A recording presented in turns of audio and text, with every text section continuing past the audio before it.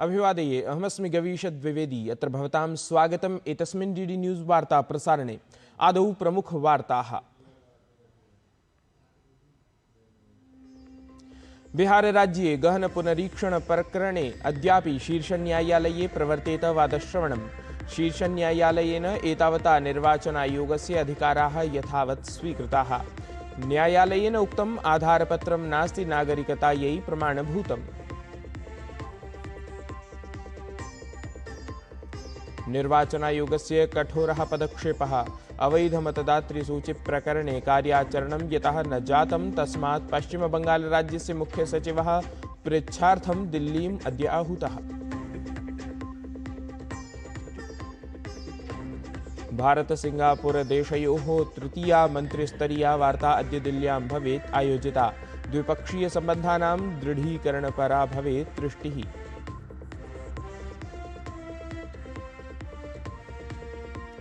Trump Putin इत्यनयोः मिथः सम्भाव्यमानायाः वार्तायाः पूर्वं Zelensky इत्यस्य वक्तव्यं प्रकाशितं गतम्।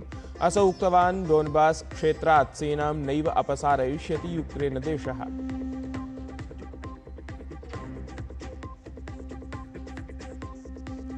नम्रता बत्रा इत्येतया वुशु क्रीडायां श्रेष्ठः इतिहासः।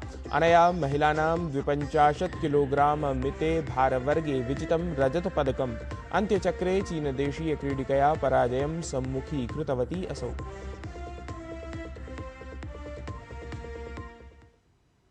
अथ वार्ताः विस्तृतीकृताः।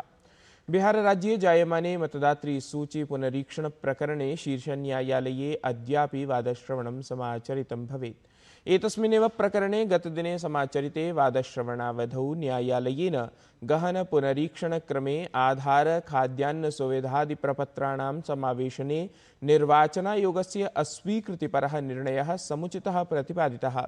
याचिकाकर्तृपक्षतः कपिलसिब्बलम्, अभिषेक मनु सिंघवी इत्येतं च समेत्य अन्ये अनेके अधिवक्तारः पक्षम् उपस्थापितवन्तः अथ निर्वाचनायोगस्य प्रक्रियामालक्ष्य पृष्टवन्तः। मतदातृसूची संबद्धे भ्रष्टाचार प्रकरणे संलिप्तानां चतुर्णाम् अधिकारिणां निलम्बनपरस्य निर्देशस्य पालनं नैव कृतं गतम्। एतदर्थं निर्वाचनायोगः पश्चिमबङ्गालस्य मुख्यसचिवं मनोज पन्त इत्येतं प्रष्टुम् अद्य दिल्लीं समाहूतवान्।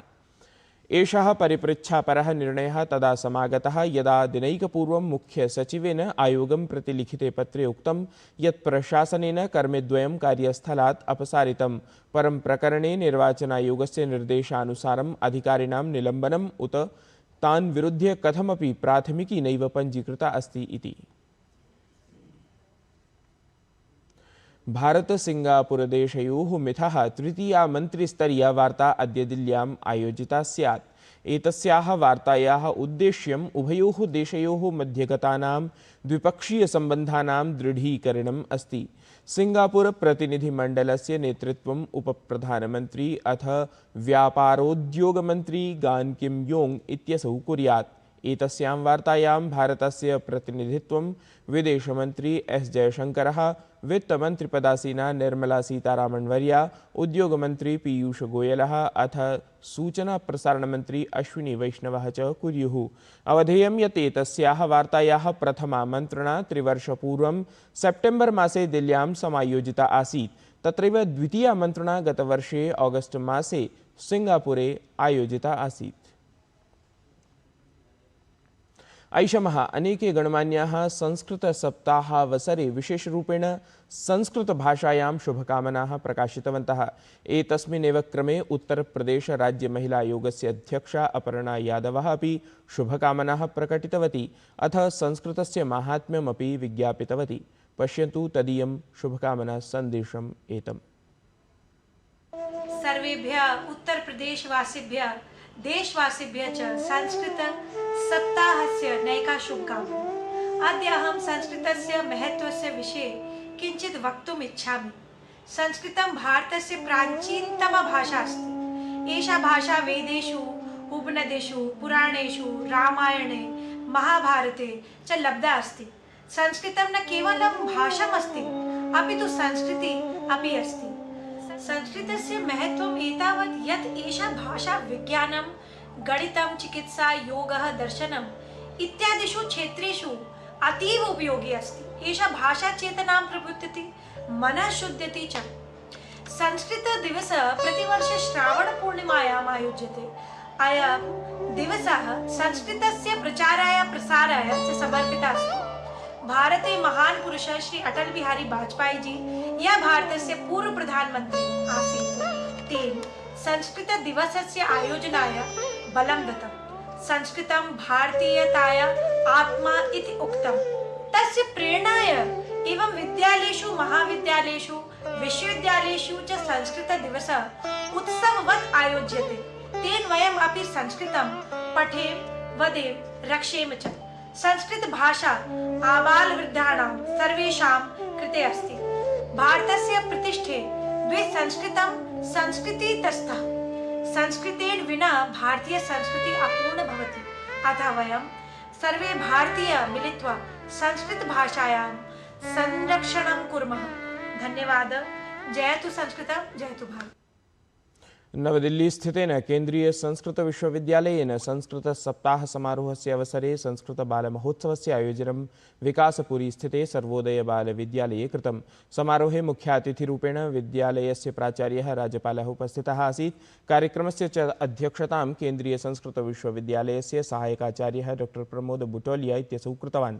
संस्कृत बाल महोत्सवस्य अन्तर्गतं छात्राः विविध प्रस्तुतिः कृतवन्तः। प्रस्तुतिक्रमे संस्कृत भाषया स्वपरिचयकथनं, संख्याकथनं, लघुनाटकं, क्रियापदश्रावणं, संस्कृतगीतानि च प्रस्तुतानि जातानि। एतादृशैः कार्यक्रमैः नूनं छात्रेषु संस्कृतभाषार्थम् उत्साहः भवेत्, अथ विद्यालयस्तरे छात्राः शिक्षकाः च जागरूकाः भवेयुः इति। संस्कृत सप्ताहावसरे बुन्देलखण्ड विश्वविद्यालयस्य संस्कृत शोधपीठस्य उत्तरप्रदेश संस्कृत संस्थानस्य च संयुक्त तत्त्वावधाने बुन्देलखण्ड विश्वविद्यालये एकदिवसीया राष्ट्रिय संगोष्ठी सम्पन्ना। गोष्ठ्याः तावत् विषयः आसीत् आधुनिके परिवेशे संस्कृतभाषायाः प्रचारस्य विविधोपायाः इति। संगोष्ठ्याम् एतस्यां मुख्यातिथिरूपेण महर्षिपाणिनि संस्कृत विश्वविद्यालयस्य नवनियुक्तः कुलगुरुः प्रोफेसर शिवशंकर मिश्रः, विशिष्टातिथिरूपेण च संस्कृतविद्वान् प्रोफेसर ओम प्रकाश शास्त्री संगोष्ठ्याम् उपस्थितौ आस्ताम्। बुन्देलखण्ड विश्वविद्यालयस्य संस्कृत शोधपीठस्य निदेशकः, संगोष्ठी समन्वयकः च प्रोफेसर बलबहादुर त्रिपाठी अपि तत्र उपस्थितः आसीत्। संगोष्ठ्याम् उपस्थिताः विद्वांसः संस्कृतक्षेत्रे प्रचारोपायानां चर्चां कृतवन्तः। शोधपत्राणि अपि एतस्मिन् क्रमे तत्र प्रस्तुतं गतानि। संस्कृतसप्ताहानुषङ्गेण सम्पन्नायाः एतस्याः संगोष्ठ्याः सञ्चालनं दयानन्द वैदिक महाविद्यालयस्य सहायकाचार्यः डॉक्टर सर्वेश शाण्डिल्यः कृतवान्। वरिष्ठाधिकारिणः आचार्यान् च समेत्य अनेके शोधच्छात्राः एतस्यां संगोष्ठ्याम् उपस्थिताः अभवन्। संस्कृत सप्ताहस्य शुभावसरे दिल्ल्यां संस्कृत भारती संघटनस्य कमलानगर जनपद कार्यकर्तृभिः सामूहिक गीतापाठस्य श्लोकप्रतियोगितायाः च आयोजनं कृतम्। कार्यक्रमस्य प्रारम्भः ध्येयमन्त्रेण अभवत्। श्रीमद्भगवद्गीतायाः 12 15 च अध्याययोः सामूहिकगीतापाठः डॉक्टर अरुण मिश्र महोदयेन कारितः। प्रतिभागिनः च तत्रैव प्रतियोगितायाः अन्तर्गतं श्लोकान् श्रावितवन्तः। कार्यक्रमे संस्कृत भारती पक्षतः प्रोफेसर रणजित बेहरावर्यः, डॉक्टर धनंजय कुमारवर्यः, अन्ये च कार्यकर्तारः उपस्थिताः आसन्। कार्यक्रमस्य अन्ते पुरस्कारवितरणमपि तत्र जातम्। 200 जनाः सामाजिके एतस्मिन् कार्यक्रमे संस्कृतार्थं सोत्साहं भागं गृहीतवन्तः इत्यस्ति विशेषः। उत्तरकाशी स्थिते धराली स्थले दुरापन्नायाः आपदायाः अनन्तरं साहाय्योद्धारकार्याणि तत्र सजवं प्रवर्तन्ते। जनपदप्रशासनस्य अनुसारं साम्प्रतमपि 68 जनाः विलुप्ताः सूच्यन्ते। एतेषु 25 जनाः नेपालवासिनः सन्ति। तावत् सकलानि अपि साहाय्योद्धारबलानि तत्र दुष्प्रभावितेषु स्थलेषु खाद्यसामग्रीः प्रापयन्ति। अवधेयं यत् मङ्गलवासरं यावत् प्रायः भूयोऽपि 1300 यात्रिणः स्थानीयजनाः च परित्राताः जाताः। दिल्ल्याम् आदिवासीमहासभया ऐषमः अन्ताराष्ट्रियादिवासीसांस्कृतिकमहोत्सवः आयोजितः, यस्मिन् दिल्ली, झारखण्ड, ओडिशा, छत्तीसगढ-राज्यानाम् अथ देशस्य उत्तरपूर्ववर्तिभागस्य आदिवासीकलाकाराणां नृत्यप्रस्तुतिः सर्वेषां चित्तम् आकृष्टवती। एतस्मिन् अवसरे प्रतिष्ठिताः आदिवासीलेखकाः, विचारकाः च आदिवासीनाम् अधिकारविकासप्रसङ्गयोः स्वकीयान् विचारान् प्रस्तुतवन्तः। व्यतीतेषु 15 वर्षेषु एषा संस्था एतस्य समारोहविशेषस्य आयोजनं करोति इति अवधातव्यम्। अनतिचिरम् एव नासा इत्येतस्य प्रथितस्य अन्तरिक्षान्वेषणतत्परस्य संस्थानस्य क्रू-10 इत्याख्यस्य अभियानस्य 4 अन्तरिक्षयात्रिणः 5 मासात्मकम् अन्तरिक्षप्रवासं सम्पाद्य सफलतया पृथ्वीं प्रत्यागताः। स्पेसएक्स इत्यस्य ड्रैगन कैप्सूल इति यानविशेषेण सार्ध-17 होराणां यात्रां विधाय अन्तरिक्षप्रवासपरं दलम् एतत् कैलिफोर्निया तटवर्तिसमुद्रे अवातरत्। एतस्मिन् दले अभियाननायकत्वेन संयुक्तराज्यामेरिकीयः अन्तरिक्षयात्री निकोल एयर्स इत्यसौ अथ एने मैक्लेन इत्यसौ, जापानदेशीयः ताकुया ओनिशी इत्यसौ, रशियादेशीयः अन्तरिक्षयात्री किरिल पेस्कोव इत्यसौ च सम्मिलिताः आसन्। यूक्रेन देशस्य राष्ट्रपतिः वोलोदिमिर् ज़ेलेन्स्की इत्येषः स्पष्टं कृतवान् यत् असौ रशिया देशस्य तं प्रस्तावं निराकरिष्यति, यत्र यूक्रेन देशस्य पूर्ववर्तिनः डोनबास् क्षेत्रात् तदीयसेनायाः अपसारणाभियाचना कृतङ्गता अस्ति। ज़ेलेन्स्की इत्येषः कथितवान् यत् डोनबास् क्षेत्रात् तदीयसेनायाः अपसारणेन यूक्रेन देशः स्वीयाः सुदृढरक्षारेखाः त्यक्ष्यति। तत्रैव उक्तेन निर्णयेन रशियादेशः यूक्रेनदेशमालक्ष्य आक्रामिकाभियानेभ्यः सरलं मार्गं प्राप्स्यति। राष्ट्रपतिः ज़ेलेन्स्की इत्येषः कथितवान् यत् क्षेत्रीयप्रकरणेषु चर्चा केवलं तदा एव सम्भवा यदा रशियादेशः युद्धविरामं कर्तुं सहमतिं प्रकटयेत्। भारतीया नम्रता बत्रा चीनदेशस्य चेङ्गदू इत्यत्र स्थले अनुवर्तमानायां विश्वखेलानां वुशु स्पर्धायां भारताय प्रथमं पदकं विजित्य इतिहासं रचितवती।